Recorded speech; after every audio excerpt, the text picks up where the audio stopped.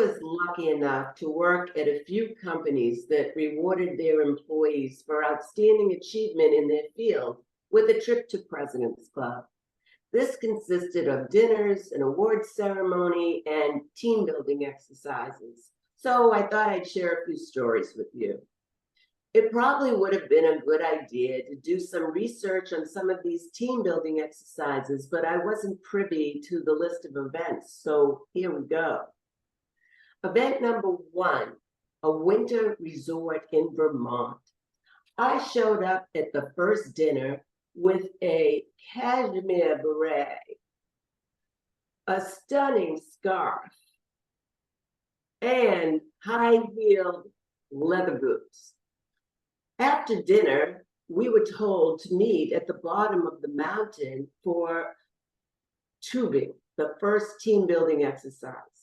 I showed up a half hour later and they asked me, why didn't I change my clothes? And I said, well, what's tubing anyway? And they said, well, I was just sure to find out. Let me tell you. You take a ski lift, but you have no skis. You go to the top of the mountain and then you place yourself face down on an inner tube. You push yourself off on an ice slide and you bang side to side until you finish the course. Now, this looked a little frightening to me. And I thought maybe I could be a spectator. But they said, Barbara, everybody's doing it. So I said, okay, I'll do it. But I didn't have the courage to push myself off. So I asked somebody to push me. And they pushed me. And I banged on one side of the slide. Then I banged on the other side of the slide. I was screaming, I was spinning, and I was just praying that I lived to get to the bottom of the course without dying. But as you can see, I lived to tell the tale. When everyone was finished, I was told that I had the fastest woman's time. I said, of course I did. It was the aerodynamics of my high-heeled boots with my legs sticking up in the air. Event number 2, hockey. We show up at an outdoor ice skating rink, but we weren't given any ice skates. We were told to keep our sneakers on.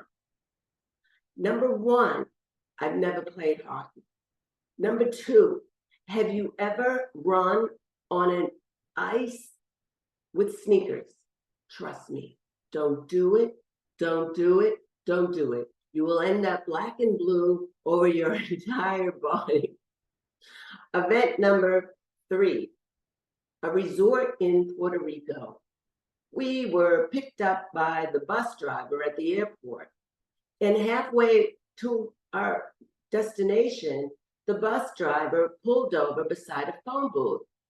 He proceeded to get out and make a telephone call.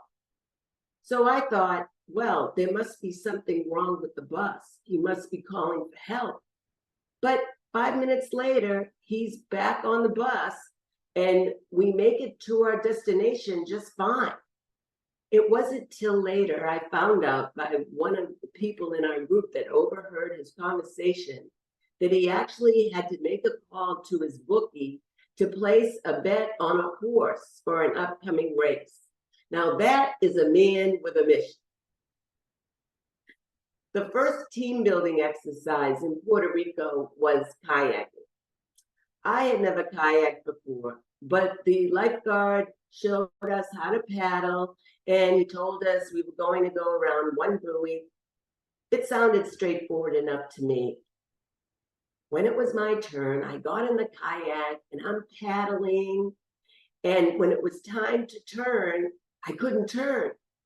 As much as I tried, I couldn't make the thing turn. And they're screaming at me, turn, turn. So they eventually had to send the lifeguard out to get me. So once I got back on shore, I thought, okay, I participated. I did my share. I don't have to do that anymore. But no, they said the losing team had to go back out again. And guess who was on the losing team? Me. So I thought, this time I'm going to do it. I got in the kayak and I'm paddling and it's time to make the turn and I start the turn and then I got stuck on the buoy. I couldn't get away from the buoy as much as I tried. I really tried. So they had to send the lifeguard out again to get me.